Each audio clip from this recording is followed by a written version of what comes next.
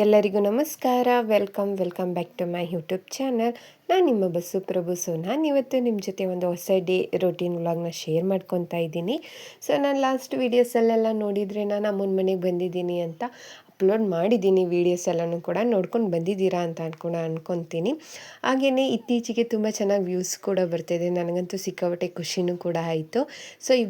ಇವತ್ತಿನ ದಿನದ day routine simple ವ್ಲಾಗ್ನ ಶೇರ್ ಮಾಡ್ಕೊತಾ ಇದ್ದೀನಿ ನಿಮ್ಮ ಜೊತೆ. ಐ ಹೋಪ್ ಈ ವಿಡಿಯೋ ನಿಮ್ಮೆಲ್ಲರಿಗೂ ಕೂಡ ಇಷ್ಟ ಆಗುತ್ತೆ ಅಂತ.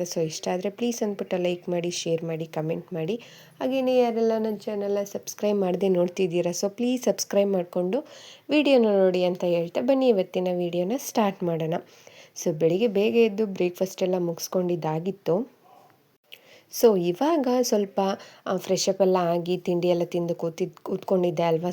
ಸುಮ್ಮನೆ ಕೂತಿರೋದೇನು ಅಂತಂದ್ಬಿಟ್ಟು ಮಧ್ಯಾಹ್ನ ಸಾಂಬಾರಿಗೆ ಅಂತಂದ್ಬಿಟ್ಟು ಸೊಪ್ಪೆಲ್ಲ ಬಿಡಿಸಿ ಕೊಡೋಣ ಅಂತಂದ್ಬಿಟ್ಟು ಅಮ್ಮನಿಗೆ ಸೊಪ್ಪು ಬಿಡಿಸ್ಕೊಡ್ತಾ ಇದ್ದೀನಿ. ಅಮ್ಮನೂ ಕೂಡ ಅವ್ರ ಕೆಲಸನ ಮಾಡ್ಕೊತಾ ಇದ್ರು. ಹಾಗಾಗಿ ನಾನು ಸುಮ್ಮನೆ ಫ್ರೀಯಾಗಿ ಕೂತಿದ್ನಲ್ಲ ಅಂತಂದ್ಬಿಟ್ಟು ಸೊಪ್ಪನ್ನು ಕೂಡ ನೀಟಾಗಿ ಬಿಡಿಸಿ ಎಲ್ಲನೂ ಕೂಡ ಅರೇಂಜ್ ಮಾಡಿ ಎತ್ತಿ ಕೊಡ್ತಾ ಇದ್ದೀನಿ. ಒಂಥರ ಡಿಫ್ರೆಂಟಾಗಿ ನಡೀತಾ ಇದೆ ರೋಟೀನ್ ಅಂತಲೇ ಹೇಳ್ಬೋದು. ಕಂಪ್ಲೀಟ್ ಡೇ ರೋಟೀನ್ ವ್ಲಾಗ್ನ ಆದಷ್ಟು ನಾನು ಶೇರ್ ಮಾಡ್ಕೊಳ್ಳೋದಕ್ಕೆ ಟ್ರೈ ಮಾಡ್ತೀನಿ. ಎಷ್ಟಾಗುತ್ತೋ ಅಷ್ಟು ಕ್ಲಿಪ್ಪಿಂಗ್ನ ತೊಗೊಂಡು ಶೇರ್ ಮಾಡ್ತೀನಿ ಈ ವಿಡಿಯೋದಲ್ಲಿ ಅಂತಲೇ ಹೇಳ್ತಾ. ಸಿಂಪಲ್ಲಾಗಿ ಇದೇ ಇವತ್ತಿನ ರೋಟೀನ್ ಅಂತಲೂ ಕೂಡ ಹೇಳ್ತೀನಿ. ಹಾಗೆಯೇ ಸೊಪ್ಪೆಲ್ಲ ಬಿಡಿಸ್ಕೊತ ಅಮ್ಮನ ಜೊತೆ ಸುಮ್ಮನೆ ಟೈಮ್ ಪಾಸ್ ಮಾತಾಡ್ತಾ ಕೂತಿದ್ದೆ. ಮತ್ತು ಮಧ್ಯಾಹ್ನ ಬಂದುಬಿಟ್ಟು ಮುದ್ದೆ ಎಲ್ಲ ಮಾಡ್ಕೊಳ್ಳೋಣ, ಜೋಳದ ಮುದ್ದೆ ಅಂತಂದ್ಬಿಟ್ಟು ಜೋಳನೆಲ್ಲ ನೀಟಾಗಿ ತೊಳೆದು ಒಣಗಿಸಿರೋ ವೀಡಿಯೋನ ನಾನು ಲಾಸ್ಟ್ ವೀಡಿಯೋದಲ್ಲೇನೋ ಶೇರ್ ಮಾಡ್ಕೊಂಡಿದ್ದೆ ಅಂತ ಅಂದ್ಕೊತೀನಿ. ಅದನ್ನೆಲ್ಲ ಕ್ಲೀನ್ ಮಾಡ್ಕೊಂಡಿದ್ದಾದಮೇಲೆ ಅದನ್ನು ಮಿಲ್ಗೆಲ್ಲ ತೊಗೊಂಡೋಗಿ ಬಂದು ಇವಾಗ ಅದನ್ನೆಲ್ಲ ಜರಡಿ ಹಿಡ್ದು ಎಲ್ಲನೂ ನೀಟಾಗಿ ಅರೇಂಜ್ ಮಾಡಿ ಎತ್ತಿಟ್ಕೊತಾ ಇತ್ತು. ಮುದ್ದೆ ಎಲ್ಲ ಮಾಡ್ಕೊಳ್ಳೋದಾ ಅಂತ ಅಂದ್ಬಿಟ್ಟು. ಇದು ಸಂಜೋಳ ಏನು ಬರುತ್ತೆ ನೋಡಿ, ಅದರಲ್ಲಿ ಮಾಡ್ತಾಯಿರೋ ಜೋಳದ ಮುದ್ದೆ ರೆಸಿಪಿ ಇದು. ನಾನು ಪ್ರೀವಿಯಸ್ ವೀಡಿಯೋಸಲ್ಲೇನೋ ಶೇರ್ ಮಾಡ್ಕೊಂಡಿದ್ದೆ ಅಂತ ಅಂದ್ಕೊತೀನಿ, ಬಟ್ ನೆನಪಿಲ್ಲ ನನಗೆ. ಹಾಗಾಗಿ ಇವತ್ತಿನ ವೀಡಿಯೋದಲ್ಲೂ ಕೂಡ ನಾನು ಮುದ್ದೆ ರೆಸಿಪಿನ ಶೇರ್ ಮಾಡ್ಕೊತೀನಿ, ಯಾವ ರೀತಿ ಮಾಡ್ತೀವಿ ನಾವು ಅಂತಂದ್ಬಿಟ್ಟು. ಇದನ್ನೆಲ್ಲ ನುಚ್ಚೆಲ್ಲ ಮಾಡಿಸ್ಕೊಂಬಂದಿದ್ದಾರೆ ಅಲ್ವಾ, ಅದನ್ನೆಲ್ಲ ಒಂದ್ರಿಗೆ ಹಾಕಿ ಜರಡಿ ಹಿಡಿದು ಸಿಟ್ಟು ಬೇರೆ ಮತ್ತು ನುಚ್ಚು ಬೇರೆ ಎಷ್ಟು ಮೀಡಿಯಮ್ ಸೈಜಿಗೆ ಬೇಕೋ ಆ ರೀತಿ ಮಾಡಿಸಿಟ್ಕೊಂಡಿದ್ದಾರೆ. ಇದನ್ನು ಬಂದುಬಿಟ್ಟು ನಾವು ಯಾವ ರೀತಿ ಮಾಡೋದು ಅಂತ ಇವಾಗ ನಾನು ತೋರಿಸ್ತೀನಿ ಬನ್ನಿ ನಿಮ್ಮ ಜೊತೆ. ಮೊದಲಿಗೆ ನಾನು ಒಂದು ಕುಕ್ಕರಲ್ಲಿ ನೀರನ್ನ ಇಟ್ಟಿದ್ದೀನಿ. ಓಕೆನಾ, ಕುಕ್ಕರಲ್ಲಿ ಮಾಡ್ತಾ ಇರೋದು. ವಿಸಿಲ್ ತೆಗೆಸ್ಕೊಂಡ್ರೆ ತುಂಬ ಚೆನ್ನಾಗಿ ಬೆಂದಿರುತ್ತೆ. ಇಲ್ಲ ಪಾತ್ರೆಯಲ್ಲೂ ಕೂಡ ಮಾಡ್ಕೊಬೋದು, ನಿಮ್ಗೆ ಯಾವುದು ಅನುಕೂಲ ಆಗುತ್ತೆ ಅದರಲ್ಲಿ ಮಾಡ್ಕೊಳ್ಳಿ. ಓಕೆನಾ, ಇವಾಗ ನಾನು ಎಷ್ಟು ನೀರು ಬೇಕೋ ಅಷ್ಟು ನೀರಿಟ್ಟು ಕುಕ್ಕರಲ್ಲಿ ಕುದಿಯೋದಕ್ಕೆ ಇಟ್ಟಿದ್ದೀನಿ. ಈ ರೀತಿ ನೀರು ಚೆನ್ನಾಗಿ ಕುದ್ದಾದಮೇಲೆ ನಾವು ನುಚ್ಚೇನು ತೊಗೊಂಡಿರ್ತೀವಿ ನೋಡಿ, ಅದು ಎಷ್ಟು ಬೇಕು ಅಂತ ನಮಗೆ ಗೊತ್ತಾಗುತ್ತೆ. ಆಗ್ತಾ ತಿರುತ್ತಾ ಮೀಡಿಯಮ್ ಅಳತೆಗೆ ಅದನ್ನು ಅರೇಂಜ್ ಮಾಡ್ಕೊಳ್ಳೋದು ಅಷ್ಟೇ. ಇಷ್ಟೇ ಕ್ವಾಂಟಿಟಿ, ಇಷ್ಟೇ ನೀರು, ಆ ರೀತಿಯೂ ಅಷ್ಟೊಂದು ನನಗೆ ಅದ್ರ ಬಗ್ಗೆ ಗೊತ್ತಿಲ್ಲ, ಬಟ್ ನಾನು ಈ ರೀತಿ ಕಲ್ತಿದ್ದಿದ್ದು. ಹಾಗಾಗಿ ನಾನು ಅದೇ ರೀತಿ ಮಾಡ್ತಾ ಇದ್ದೀನಿ. ನೀರಿಟ್ಬಿಟ್ಟು ಅಲ್ಲಿಗೆ ನುಚ್ಚೇನು ಬರುತ್ತೆ ಅದನ್ನು ಹಾಕ್ತಾ ತಿರುಗ್ಕೊಳ್ತಾ ಹೋಗ್ತೀನಿ. ಅದು ಸ್ವಲ್ಪ ಹಂಗೇ ಕುದಿಬೇಕು, ಸ್ವಲ್ಪ ಕುದ್ದು ಸ್ವಲ್ಪ ಗಟ್ಟಿ ಆಗುತ್ತೆ. ಅದು ಮೀಡಿಯಮ್, ಅದಕ್ಕೆ ಸಾಕು ಇಷ್ಟು ಅಂತ ನಮಗೆ ಗೊತ್ತಾಗುತ್ತೆ. ಇವಾಗ ರೈಸ್ಗೆ ಇಡಬೇಕಾದ್ರೆ ಅಥವಾ ಪಲಾವ್ ಏನಾದರೂ ಮಾಡಬೇಕಾದ್ರೆ ಒಂದು ಐಡಿಯಾ ಇರುತ್ತೆ ನೋಡಿ ಅಡುಗೆ ಮಾಡೋರಿಗೆ. ಆ ರೀತಿಯಾಗಿ ನಾನು ಹೇಳಿದೆ. ಇಷ್ಟೆಲ್ಲ ಅರೇಂಜ್ ಮಾಡಿದ್ದಾದಮೇಲೆ ನಮಗೆ ಸಾಕು ಇಷ್ಟು ಕುದ್ದಿದ್ದಾದಮೇಲೆ ಅದನ್ನು ವಿಸಿಲ್ ತೆಗೆಸ್ಕೊಳ್ಳೋದಕ್ಕೆ ಬಿಡೋದು. ಒಂದು 2 ವಿಸಿಲ್ ತೆಗೆಸ್ಕೊಂಡ್ರೆ ಸಾಕು. ತುಂಬ ಚೆನ್ನಾಗಿ ಬೆಂದಿರುತ್ತೆ ಮುದ್ದೆ ಅಂತೂ, ತುಂಬ ಚೆನ್ನಾಗಾಗಿರುತ್ತೆ. ಸ್ವಲ್ಪ ಜೋಪಾನವಾಗಿ ಅದನ್ನು ತಿರುಗ್ಕೋಬೇಕು, ಯಾಕಂದರೆ ಸ್ವಲ್ಪ ಅದು ಆರಿದ್ರೂ ಕೂಡ ಸ್ಕಿನ್ನು ಎಲ್ಲ ಬರ್ನ್ ಆಗಿಬಿಡುತ್ತೆ ಅಂತಲೇ ಹೇಳ್ತೀನಿ. ಹಾಗಾಗಿ ಕೇರ್ಫುಲ್ಲಾಗಿ ನೋಡಿಕೊಂಡು ಈ ರೀತಿನ ಟ್ರೈ ಮಾಡೋರಿದ್ದರೆ ಅಥವಾ ಜೋಳದ ಮುದ್ದೆ ತುಂಬ ಇಷ್ಟಪಟ್ಟು ತಿನ್ನೋರಿದ್ದರೆ ಅಂತ ಅಂದ್ಬಿಟ್ಟು ಇದೊಂದು ರೆಸಿಪಿನ ನಾನು ನಿಮ್ಮ ಜೊತೆ ಇವತ್ತು ಶೇರ್ ಮಾಡಿಕೊಂಡೆ. ಇವಾಗ ಕರೆಕ್ಟಾಗಿ ಅದು ಬಂದಿದೆ. ನಾನು ಇದನ್ನು ವಿಸಿಲ್ ತೆಗೆಸ್ಕೊತೀನಿ. ಒಂದು 2 ವಿಸಿಲ್ ತೆಗೆಸ್ಕೊಂಡಾದ್ಮೇಲೆ ಸ್ವಲ್ಪ ನಾನು ವೀಡಿಯೋಸ್ನ ಮಾಡೋದನ್ನ ಮರ್ತ್ಕೊಂಡ್ಬಿಟ್ಟೆ. ಅಂದರೆ ವೀಡಿಯೋ ಕ್ಯಾಪ್ಚರ್ ಲಾಸ್ಟಲ್ಲಿ ಮಾಡೋದನ್ನು ಮರ್ತ್ಬಿಟ್ಟೆ. ವಿಸಿಲ್ ತೆಗೆಸಿ ಸ್ವಲ್ಪ ಆರೋದೆಲ್ಲ ಬಿಟ್ಬಿಟ್ಟು ಲಾಸ್ಟಲ್ಲಿ ನಾನು ಊಟ ಮಾಡ್ಬೇಕಾದ್ರೆ ಇವಾಗ ಮುದ್ದೆ ತೆಗೆಸ್ಕೊತಾ ಇರೋದು. ಹಾಗಾಗಿ ಅಷ್ಟೊಂದು ಪರ್ಫೆಕ್ಟಾಗಿ ನಾನು ಅದರೆಲ್ಲ ತಿರಿಯೋದು ಕರೆಕ್ಟಾಗಿ ಬಂದಿರೋದನ್ನ ವೀಡಿಯೋ ಕ್ಲಿಪ್ಪಿಂಗ್ನ ತೊಗೊಳೋದಕ್ಕೆ ಆಗಲಿಲ್ಲ. ಜಸ್ಟ್ ಇಷ್ಟೇ ವಿಸಿಲ್ ತೆಗೆಸ್ಕೊಂಡಿದ್ದಾದಮೇಲೆ ಅದನ್ನು ಚೆನ್ನಾಗಿ ತಿರುಗಿಕೊಂಡು ಒಂದು ಕಾಟನ್ ಬಟ್ಟೆಯಲ್ಲಿ ನೀರೆಲ್ಲ ಅದ್ಕೊಂಡು ಅದರಲ್ಲಿ ಮುದ್ದೆನ ತಗೊಂಡ್ರೆ ಮುಗೀತು ಅಂತಲೇ ಹೇಳ್ತೀನಿ. ಮುದ್ದೆನೂ ಕೂಡ ತಗೊಂಡು ಇವಾಗ ಮಧ್ಯಾಹ್ನದ ಊಟನೂ ಕೂಡ ಮಾಡ್ಕೊತಾ ಇದ್ದೀನಿ. ನೀವು ನೋಡ್ತಾ ಇರ್ಬೋದು. ಅದು ಸಿಕ್ಕಾಬಿಟ್ಟೆ ಬಿಸಿ ಇರುತ್ತೆ, ಸ್ವಲ್ಪ ಜೋಪಾನವಾಗಿ ತೊಗೊಬೇಕು. ಹಾಗಾಗಿ ಇಲ್ಲೇ ಮನೆಯಲ್ಲೇ ತಿಂತೀವಲ್ವ, ಪರವಾಗಿಲ್ಲ ಆಮೇಲೆ ನೀವು ತಗೋವೆ ಅಂತ ಅಂದ್ಬಿಟ್ಟು ನಾನು ಸಿಂಪಲ್ಲಾಗಿಯೇ ಒಂದು ಮುದ್ದೆನ ಹಾಕ್ಸ್ಕೊಂಡೆ ತಟ್ಟೆಗೆ.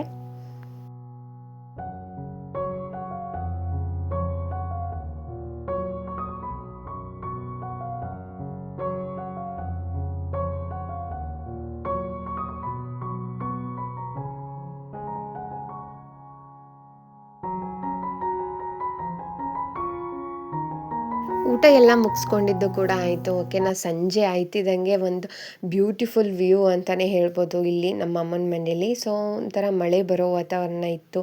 ಸೊ ಹಾಗಾಗಿ ಹಂಗೇ ಒಂದು ಸಿಂಪಲಾಗಿ ಒಂದು ವಿಡಿಯೋ ಕ್ಯಾಪ್ಚರ್ನ ಮಾಡಿಕೊಂಡೆ. ಎಷ್ಟು ಬ್ಯೂಟಿಫುಲ್ ಆಗಿರುತ್ತೆ ಅಂದರೆ ಈ ವೆದರು ಸಿಕ್ಕಾಪಟ್ಟೆ ಸಖತ್ತಾಗಿರುತ್ತೆ. ಯಾವಾಗಲೂ ಮನೆ ಒಳಗಡೆನೇ ಇದ್ದು ಸಿಕ್ಕಾಪಟ್ಟೆ ಬೇಜಾರಾಗಿಬಿಟ್ಟಿತ್ತು ಅಂತಲೇ ಹೇಳ್ತೀನಿ.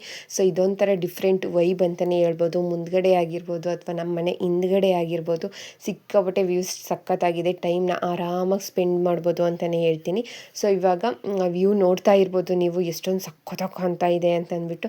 ಒಂಥರ ಪ್ರಕೃತಿನೇ ಒಂದು ಅದ್ಭುತ, ಬ್ಯೂಟಿಫುಲ್ ಅಂತಲೇ ಹೇಳ್ಬೋದು. ಸೊ ಅದರಿಂದನೇ ಬ್ಯೂಟಿಫುಲ್ ಅನ್ನೋ ವರ್ಡ್ ನಮ್ಗೆ ಬಂದಿದ್ದಲ್ವ. ಸೊ ಹಾಗಾಗಿ ಅದಾದಮೇಲೆ ಸ್ವಲ್ಪ ಮಳೆ ಬರುತ್ತೆ ಅಂತ ಅಂದ್ಬಿಟ್ಟು ಒಂದು ರೋಸ್ ಗಿಡ, ರೆಡ್ ರೋಸ್ ಗಿಡ ಇತ್ತು ನಮ್ಮ ಮನೇಲಿ.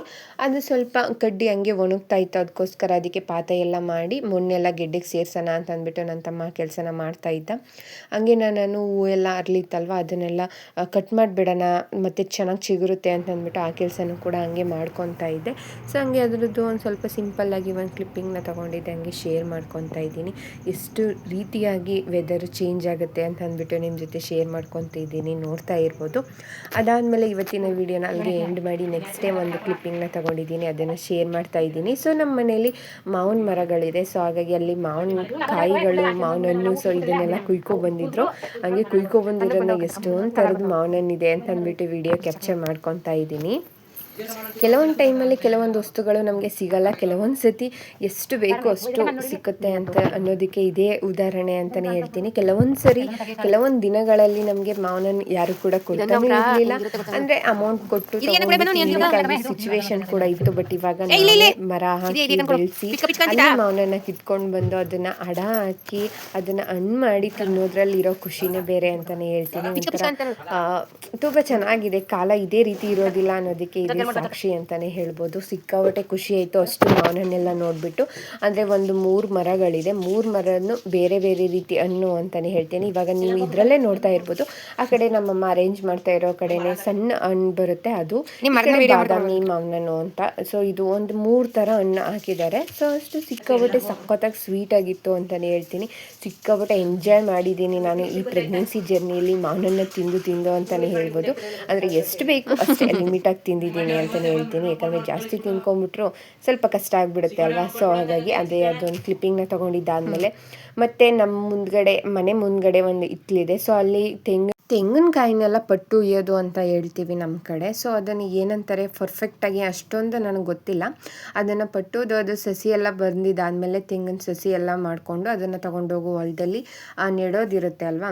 ಸೊ ಆ ಕೆಲಸ ನಡೀತಾ ಇತ್ತು. ಸೊ ಬೆಳಗ್ಗೆನೇ ಒಂದು 25-50 ಏನೋ ಸಸಿಗಳನ್ನೆಲ್ಲ ನೆಟ್ಟಿದ್ರಂತೆ, ಅಂದರೆ ತೆಂಗಿನಕಾಯಿ ಎಲ್ಲ ಊತಿದ್ರಂತೆ. ಅದೆಲ್ಲನೂ ಕೂಡ ಬಂದಿರೋದನ್ನು ಕಿತ್ಕೊತ ಹಾಕೋದಕ್ಕೆ ಅಂತ ಅಂದ್ಬಿಟ್ಟು ಅದನ್ನೆಲ್ಲ ಅಗೆದು ಸಸಿ ಬಂದಿರೋದನ್ನೆಲ್ಲ ತೊಗೊಂಡು ಜಮೀನಲ್ಲಿ ಹಾಕೋದಕ್ಕೆ ಆ ಕೆಲಸನ ಬೆಳಗ್ಗೆನೆ ಮಾಡ್ತಾಯಿದ್ರು.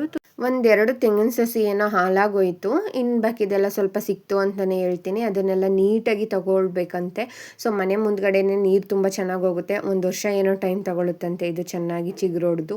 ಸೊ ಬೆಳೆದಿರೋದಕ್ಕೆ ತುಂಬ ಚೆನ್ನಾಗಿ ಗರಿಗಳೆಲ್ಲ ಬಂದಿತ್ತು. ಇದನ್ನೆಲ್ಲ ತೊಗೊಂಡೋಗಿ ನಮ್ಮ ಹೊಲದ ಜಮೀನೆಲ್ಲ ಹಾಕಿ ಅದಕ್ಕೆ ನೀರೆಲ್ಲ ಹಾಕಿ ಚೆನ್ನಾಗಿ ಬೆಳೆಸೋದು. ಸೊ ಇದು ಕೆಲಸ ನಡೀತಾ ಇತ್ತು. ಅದನ್ನೆಲ್ಲ ತೆಗಿತಿದ್ರಲ್ಲ, ಹಂಗೇ ಇದೊಂದು ಕ್ಲಿಪ್ಪಿಂಗ್ನು ಕೂಡ ಹಂಗೆ ತಗೊಂಡೆ ನಾನು.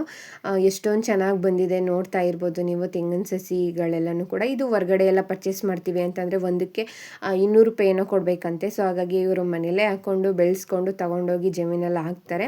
ಇದನ್ನೆಲ್ಲ ಅಷ್ಟನ್ನು ಕೂಡ ಒಂದು ಚೀಲದಲ್ಲಿ ಹಾಕ್ಕೊಂಡು ಹೊಲಕ್ಕೆ ತಗೊಂಡ್ತಾರೆ. ಅದನ್ನು ಕೂಡ ಒಂದು ಕ್ಲಿಪ್ಪಿಂಗ್ನ ತಗೊಂಡು ನಿಮ್ಮ ಜೊತೆ ಶೇರ್ ಮಾಡ್ತಾ ಇದ್ದೀನಿ.